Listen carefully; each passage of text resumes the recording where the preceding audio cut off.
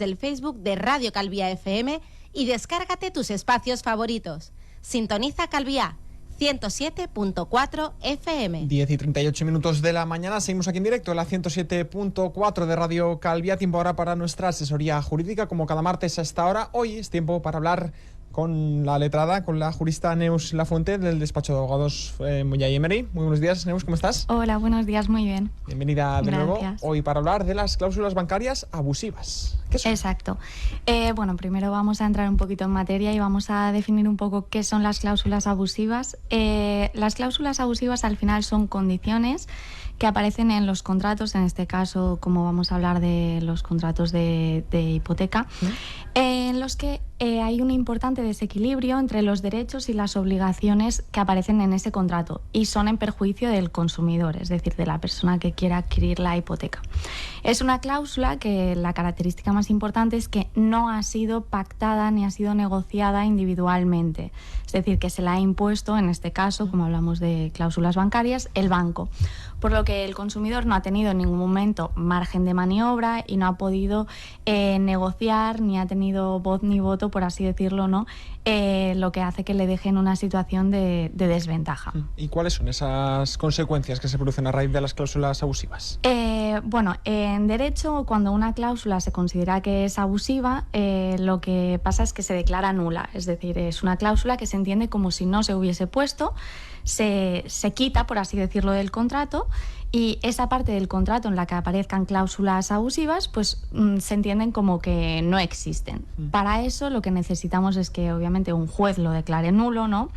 Y una vez lo declare nulo, el juez lo que tiene también son facultades moderadoras, que lo que hace es analizar cuánto le ha podido perjudicar a ese consumidor esas cláusulas y darle una solución, ¿no?, en la que pues ponga, por así decirlo, otras opciones a esa cláusula para que no la haga perder tampoco, en este caso, a los bancos, ¿no? Y básicamente eso. Luego también analizará el juez los daños y perjuicios que se ha causado al consumidor y en caso de que corresponda, pues se le dará una indemnización o se le reembolsará una cantidad, como veremos más adelante ahora en el tema de las cláusulas bancarias, que es lo que ha ido pasando y lo que está pasando hasta ahora. Seguro que más de uno de nuestros oyentes se ha visto en esa situación, pero ponnos algunos ejemplos. Seguro. Bueno, las cláusulas yo creo que más han podido escuchar o que más han podido ver nuestros oyentes en sus propias carnes son las cláusulas bancarias, sobre todo en el caso de los gastos hipotecarios y las comisiones de hipoteca, que pueden ser pues las comisiones de apertura o las cláusulas sobre todo del IRPH, que se ha oído hablar mucho durante estos últimos años. En relación a los gastos hipotecarios, eso simplemente es que a la hora de comprar una vivienda y si necesitas pedir una hipoteca, pues lo que haces son dos escrituras, ¿no? La escritura de compra-venta de la vivienda y luego lo que haces es la escritura de hipoteca. Pues en la escritura de hipoteca lo que ha pasado, especialmente del 2019 para atrás, es que los bancos asignaban todos los gastos al consumidor, es decir, a la persona que solicitaba la hipoteca, ¿no? ¿Cuáles son los gastos? Los gastos de notaría, por ejemplo, los gastos de registro, los gastos de tasación, los gastos de gestoría y los gastos de actos jurídicos documentados, que es un impuesto que pagamos a la hora de comprar una vivienda, ¿no?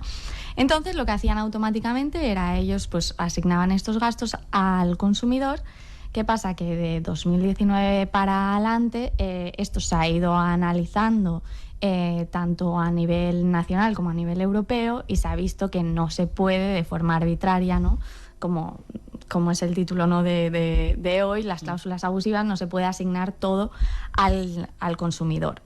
Entonces, la jurisprudencia española lo que ha ido haciendo, la tendencia de estos últimos años, es repartir los gastos, que es lo que corresponde, ¿no? Que sea un poco para el banco y un poco para el consumidor. Entonces, lo que os comentaba es que en la mayoría, por no decir en prácticamente todas de las escrituras de hipoteca del 2019 para atrás, seguramente tienen estos gastos de constitución de hipoteca asignados. Por lo tanto, nosotros lo que hacemos es animar a que vengan, nos traigan la escritura hipotecaria, la revisamos sin ningún compromiso y en el caso de que veamos que existen esos gastos que se asignaron arbitrariamente, pues luego os explicaré cómo se hace, pero llevar a cabo la reclamación pertinente, ¿no? Y en el caso de las comisiones hipotecarias, están las comisiones de apertura que os comentaba y la cláusula IRPH, que es así la más polémica, que lo que pasa es que, bueno, la cláusula IRPH es básicamente una cláusula que lo que permitía era un poco así arbitrariamente también revisar el tipo de interés y suponía un gran beneficio para el banco porque te revisaban el interés y obviamente al alza, ¿no? Y entonces un grave perjuicio para el hipotecado.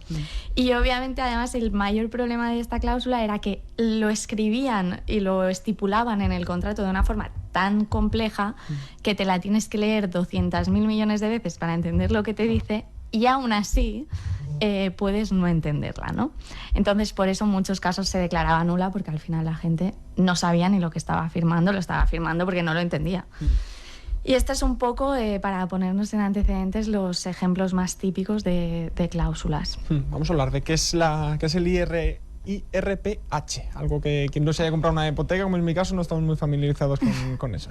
El IRPH es un poco pues lo que te he comentado ahora, ¿no? Es una cláusula que establecen en la que te dicen que te pueden revisar el tipo de interés, y el tipo de interés irá en función de, bueno, un montón de historias que ahora no vamos a entrar porque sería complicado y súper técnico. Entonces lo que te hacen es hacer esa revisión y subirte un poquito un interés variable. Te ponen, en vez de, lo suyo sería no siempre tener un interés fijo, eso sería lo ideal. La gente que vaya a pedir una hipoteca que se fije en eso, ¿no? Interés fijo, que sea lo primero que pida. Pero lo que ahí te ponían era, bueno, tienes un interés variable. Tú cuando ves un interés variable te puedes creer que te puede hasta beneficiar, ¿no? A lo mejor me lo bajan. No es así. La banca siempre gana. Sí, exacto. Esa es una de las cosas que hay que tener claro, sobre todo a la hora de firmar un préstamo hipotecario. ¿Cuál es la tendencia actual de los tribunales? Bueno, hasta ahora ha sido un poco de vaivén de tendencias, de diferentes pronunciamientos en diferentes sentidos. El 16 de julio de 2020, el Tribunal de Justicia de la Unión Europea dictó una sentencia que ha sido bastante importante, ¿no? Porque lo que dice es que serán los tribunales españoles los que tienen que analizar cada caso concreto y los que tienen que analizar si existen o no cláusulas abusivas, si son claras y comprensibles, si no lo son. Entonces pasan un poco la pelota, por así decirlo, ¿no?, a los tribunales de España. ¿Qué ha pasado a raíz de esta sentencia? Los tribunales españoles han adquirido como dos tendencias. Tenemos dos vertientes. Unos que entienden que estas cláusulas, una cláusula abusiva, siempre será abusiva, pase el tiempo que pase, da igual. Si tú tienes una hipoteca y la hipoteca la has conseguido cancelar antes de tiempo, o te ha finalizado el plazo, o lo que sea, si había una cláusula abusiva, será abusiva hace 10 años y dentro de 20 años, hasta que un juez la declare abusiva y, por lo tanto, la suspenda del contrato, ¿no? Sin embargo, a mí esta me parece la tendencia más acertada, la verdad, porque creo que al final, pues, no puedes poner un plazo de prescripción a una cláusula. Si es abusiva y está escrita, será abusiva hasta que se dicte lo contrario, ¿no? Claro. Y sin embargo, luego existe otra tendencia que lo que dice es que, como el Código Civil te establece que para las obligaciones personales, como es el caso de una hipoteca, prescribe el derecho de reclamar a los 5 años, pues que en estos casos también. Bueno, yo no estoy de acuerdo con esta teoría, pero es otra teoría que manejan aquí los juzgados españoles, ¿no? Entonces, a estas dos teorías, ¿qué se le suma? Se le suma que el 4 de diciembre el Ministerio de Consumo del año pasado lo que dijo es que a partir del 21 de enero de 2021 ya no se podrían reclamar más gastos hipotecarios. Claro, ¿qué pasó? Que la gente, cuando vio esta noticia, que además salió a modo titular, pues dejó de reclamar, empezó a, bueno, ¿no? Pues lo típico de, vale, no me van a devolver, pues entonces ni lo intento. ¿Qué pasa? Que la tendencia de ahora, que es lo que vamos a ver, que sobre todo es una sentencia, habrá más seguro, pero la sentencia que salió la semana pasada de la Audiencia Provincial de Tenerife lo que hace es desmentir totalmente lo que dijo esta publicación del Ministerio de Consumo, que lo que hace es, dice un poco la primera tendencia que os contaba, ¿no? Que es una acción, o sea, una cláusula nula se podrá reclamar siempre hasta que se declare que es nula y por lo tanto es imprescriptible. Y la consecuencia de esta declaración de nulidad de cláusula, que es la reclamación de cantidad, que es lo que al final a todo el mundo le interesa, vale, muy bien, me parece muy bonito que me declares nula la cláusula, pero lo que quiero es que se me compense esta cláusula que he tenido durante tanto tiempo aquí puesta y que yo he pagado de más, por ejemplo. Entonces, lo que dice la Audiencia Provincial de Tenerife es: la cláusula es nula y será nula siempre, no prescribe nunca ese derecho a pedir la nulidad de la cláusula y, consecuentemente, no prescribe ni prescribirá nunca tampoco el derecho de reclamación. No tengo un plazo, como dice el Código Civil, de 5 años para reclamar, sino que tengo el plazo que quiera hasta que se declare nula esa cláusula, ¿no? Porque al final es una consecuencia de la declaración de nulidad. ¿Y esos 5 años de reclamación era desde el momento en que se firma la hipoteca o una vez finaliza esa hipoteca? Bueno, en eso sí que ha habido muchísimas teorías. O sea, lo de los 5 años sí que ha dado para muchísimas... ¿no? Exacto, muy interpretable. Ha habido casos en los que se consideraba que era a los 5 años desde que se firmaba la hipoteca. Esa era la parte, obviamente, que defendían los bancos, porque no, tú la has firmado día 25 de enero, pues a los 5 años del 25 de enero ya está, se acabó. Luego, juzgados que defendían esta línea lo que decían era que no, que eran 5 años desde que se dictaba la sentencia de nulidad de cláusula. Entonces, ha habido diferentes tendencias, por eso te digo que es un poco... a ver qué pasa, ¿no? Y sobre todo, pues a ver qué te dice el juzgado en el que te toca. Es verdad que lo que estamos viendo es que las audiencias están dando la razón a los consumidores, lo cual es algo muy positivo. Están desmintiendo lo que dijo el Ministerio de Consumo. Por lo tanto, para mí, ya lo he dicho antes, pero bueno, para mí es la postura más lógica. Y además, creo que lo que hace es animar otra vez a la gente a que diga, oye, pues yo tengo esta hipoteca, aunque sea del año 2000, da igual, todavía tengo derecho a reclamar. Yo pagué no sé cuántos miles de euros más por una cosa, por ejemplo, en el caso de una cláusula IRPH, ¿no? Que ahora veremos un ejemplo más concreto. Pero yo pagué, yo qué sé, 20.000 euros de intereses variables que me pusieron ahí y los he pagado y tengo derecho a que me los devuelvan. Y yo creo que esta va a ser la línea que se va a seguir. También tengo que decir que se han presentado 2 nuevas cuestiones prejudiciales en el Tribunal Europeo en cuanto al IRPH. Entonces vamos a ver un poco también cuál es la tendencia ahora que dice el Tribunal Europeo, porque como estamos viendo tanto vaivén de opinión. Siempre pendientes a Europa, que eso es lo que marca después la jurisprudencia. Exacto. Para aplicar aquí en España también. Pero bueno, pongamos el caso de que un juzgado español le da la razón a un consumidor. ¿Qué gastos se pueden recuperar de esa hipoteca? Vale, en el caso de lo que son los gastos de formalización de hipoteca como tal, lo que os decía, ¿no? Existen varios tipos de gastos, como son los gastos notariales, ¿vale? Pues los gastos notariales ponemos siempre una hipoteca normal estándar, ¿no? Ni muy poco ni muy alta. Lo normal son unos 800 euros de gastos. Siempre van entre el 0,1% y el 0,5% de la responsabilidad hipotecaria. Pero lo normal son 800 euros de gastos. Pues lo que te dice ahora la jurisprudencia es que tendrás derecho a recibir el 50% de lo que pagaste en su momento. Por lo tanto, tenemos ya 400 euros. Luego te dice, los gastos de gestoría. Normalmente, una gestoría normal son 400 euros por tramitarte esto. Te dice que tienes derecho al 100%. Los gastos de registro de propiedad. Es un 0,2% de lo que es la responsabilidad hipotecaria, se suele ir a unos 300 euros más. Te dice también que tienes el derecho del 100% de recuperación de esos gastos y luego los gastos de tasación, que suelen ser también unos 300 euros, también te dice que el 100% de los gastos. Por lo tanto, en una hipoteca normal, de gastos de formalización de hipoteca, te vas a unos 1.000-1.500 euros. Por lo tanto, recuperar de repente esos 1.500 euros y además que una reclamación, si por ejemplo nos vienen a ver a nosotros, no los gastos, por así decirlo, de nuestros honorarios tampoco se van a una barbaridad, ¿no? Son unos honorarios bajitos, al final pues recuperas pues unos 1.000 y pico euros que, bueno, que bienvenidos sean, ¿no? Y tanto. Y sale a cuenta acudir al asesoramiento de un abogado o una abogada para que después recuperar ese dinero. Claro, obviamente. Exactamente. Eso en cuanto a los gastos de hipoteca, pero si teníamos IRPH, ¿qué podemos recuperar? Si teníamos IRPH es un poco más difícil ahora deciros exactamente cuánto se podría recuperar, porque claro, es un interés variable, por lo tanto no sabemos cuánto tan aplicado de interés y también va en función de los años años de hipoteca que tengas, ¿no? Entonces, a modo así un poco de ejemplo, ponemos el ejemplo de una hipoteca de 180.000 euros, ¿vale? Que la firmaste en el 2000 y la tienes a 30 años. Con un interés variable del 0,5%, por ejemplo. Bueno, un diferencial del 0,5%. ¿Cuánto podrías recuperar? Podrías recuperar, si se declara totalmente nulo, unos 140.000 euros. Pero si el juez, porque eso tiene la opción el juez también, de modificarte ese interés y modificarte por un interés legal aplicable, como es el caso del Euribor, entonces, claro, hay una diferencia, porque obviamente el Euribor es más bajo que el interés que te estaban aplicando del IRPH, pero todavía hay un interés aplicable, ¿no? Entonces ahí, pues en este caso concreto, serían unos 37.000 euros que tendrías derecho a recuperar. Pero bueno, ya os digo, se tiene que analizar muy bien qué es lo que te han ido aplicando, durante cuánto tiempo, y ahí puedes ver exactamente a qué tienes derecho.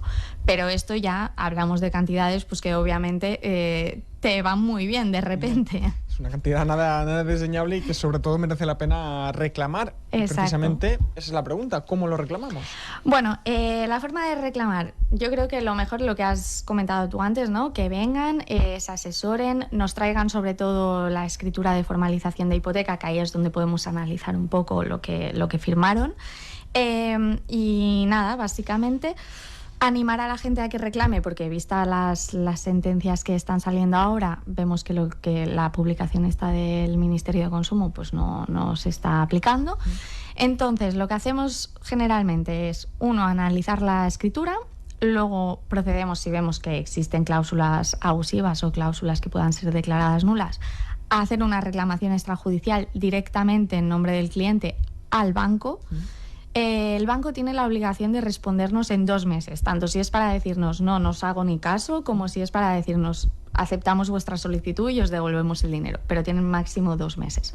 En el caso de que en 2 meses nos digan, oye, no aceptamos vuestra solicitud, tenemos la opción de presentar una instancia en el Banco de España y ellos lo que hacen es enviarnos un dictamen. Con ese dictamen, como viene del Banco de España, teóricamente tenemos como más fuerza, ¿no?, para ir otra vez al banco y decirle, oye, es que el Banco de España dice que sí que tenemos derecho, ¿no?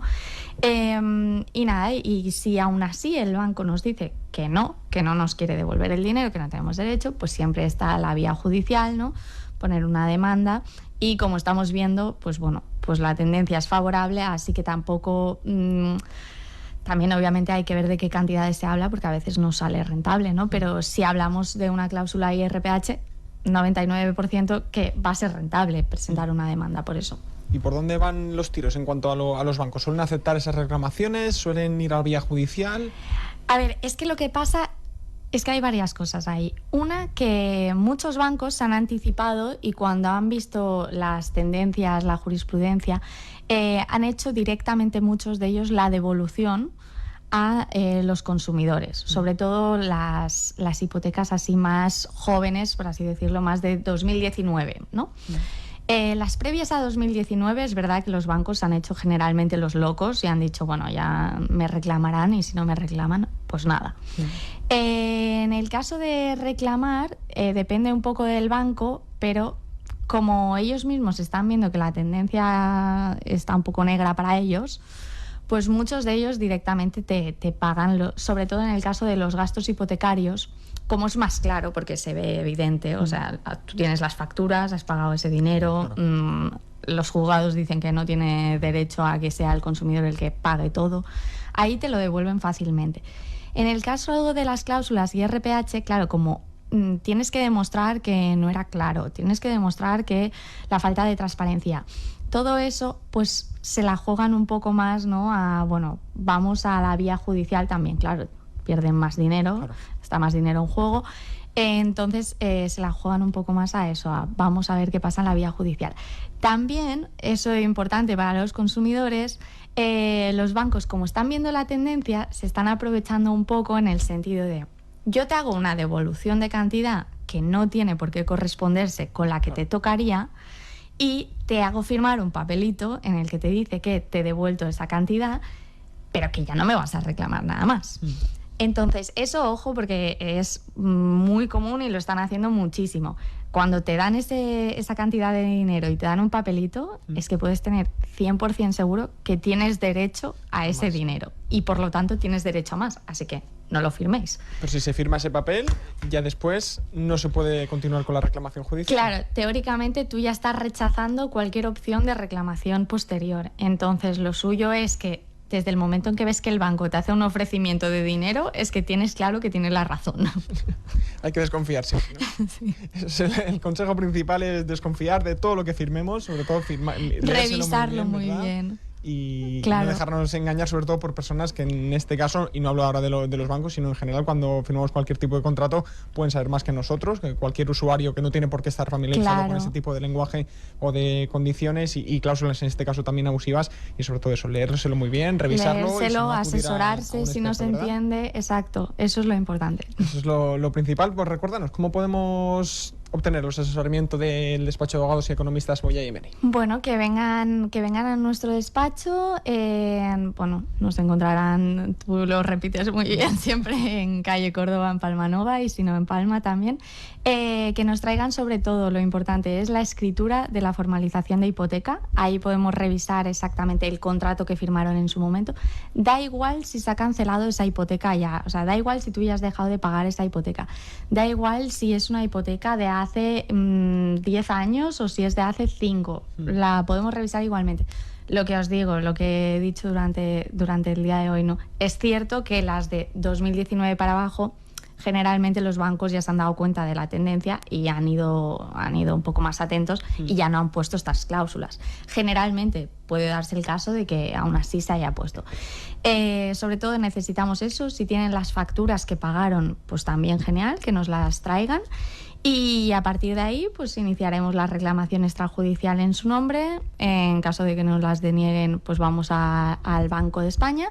Y en caso de que tampoco nos hagan caso así, pues la vía judicial, que siempre es una posibilidad. Perfecto, pues desde aquí animar a todos nuestros oyentes que puedan tener algún tipo de cláusula abusiva en su contrato hipotecario a que lo revisen todo y sobre todo que se asesoren para ver si pueden obtener una compensación por parte del banco. Nos La Fuente, jurista del despacho de abogados y economistas Moya y Emery, muchas gracias como siempre. Muchas gracias a ti. Y hasta la próxima. Hasta que llega nuestra retransmisión también a través de Facebook Live. Conectamos ya con los compañeros y compañeras de IB3 Radio y su boletín informativo. S'han recuperat prop de 70...